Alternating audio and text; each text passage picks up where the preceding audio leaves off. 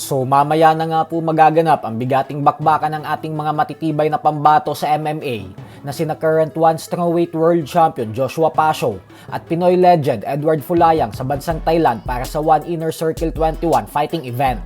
Bibida sa main event si Joshua Pasio para depensahan ang kanyang titulo sa minsan niya ng tinalong Russian fighter na si Mansur Malachiev. Habang sa co-main event naman ay sasagupain ni Fulayang ang Japanese fighter na si Shoso Isojima. Agad namang tinutukan ng kamaunang Hapon si Fulayang sa final face-off sa weigh-in nila kahapon. Isang patunay lamang na umaapaw ang kanyang kumpiyansa na siya ang magtatagumpay sa bakbakan nila mamaya.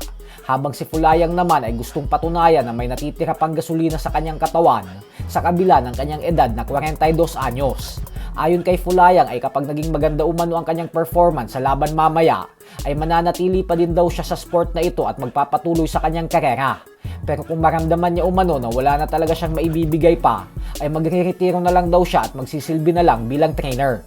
Nang sa ganon ay kahit hindi na siya lumalaban ay nandun pa rin yung kanyang involvement sa pinakamamahal niyang sport ng suntukan. Sa kabilang banda naman mga idol ay inuulan nga po ngayon ng batikos ang undefeated knockout artist na si Gervonta Tank Davis. Matapos ibunyag ng batikang trainer na si Robert Garcia na hinamon umano ni Davis ang kanyang alaga na si current WBA bantamweight champion Jesse Bam Rodriguez na magtuos. Hindi ito nagustuhan ng mga fans dahil masyado naman daw nang bubuli si Davis nang dahil sa laki ng agwat ng timbang ng dalawa. Bukod dyan ay madami daw mas magagandang laban para kay Davis sa dibisyon niya na pwede niyang labanan, kagaya kina Devin Haney, Shakur Stevenson, Ryan Garcia, Teofimo Lopez at iba pa. Kaya ang ginagawa daw na ito ni Davis na paghahamon sa mga fighters na mas mababang dibisyon ay walang maitutulong para sa karera ni Davis. At bagko sinisira lang daw nito ang kanyang legasiya. Pero ganun pa man ay dahil nga po may dugong mandirigma si Rodriguez, kaya hindi daw ito nagdalawang isip na kung masasahamon na labanan si Davis ayon kay Robert Garcia. Pero syempre mukhang malabo naman po yan matuloy dahil base sa mga ulat ay hindi pa magiging available lumaban ulit si Davis hanggang sa susunod na taon nang dahil sa mga kasalukuyang kaso nitong hinaharap sa labas ng boxing. Bukod dyan ay nakalinyada na din kay Rodriguez ang mega showdown laban sa Japanese monster na Oya Inoue.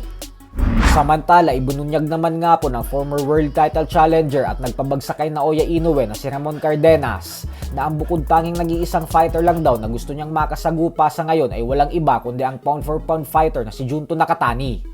Ayon kay Cardenas ay wala daw siyang gustong makalaban ngayon kundi si Nakatani lamang.